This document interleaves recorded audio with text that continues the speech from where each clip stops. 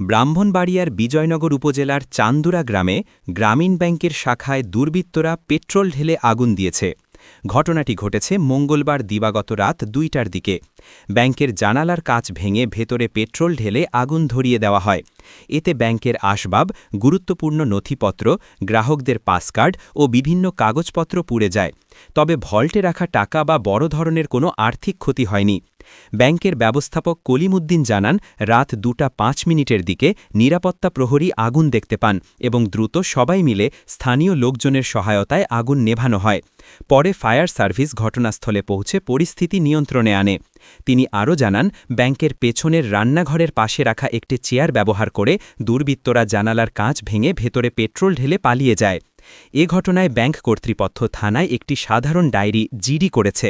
বিজয়নগর থানার ওসি শহীদুল ইসলাম জানান, আগুনে ব্যাংকের ঋণ সংক্রান্ত ও অন্যান্য গুরুত্বপূর্ণ নথিপত্র ক্ষতিগ্রস্ত হয়েছে। ঘটনাস্থল থেকে কয়েল জ্বলতে দেখা গেছে, তবে আগুন লাগার কারণ এখনও নিশ্চিত নয়।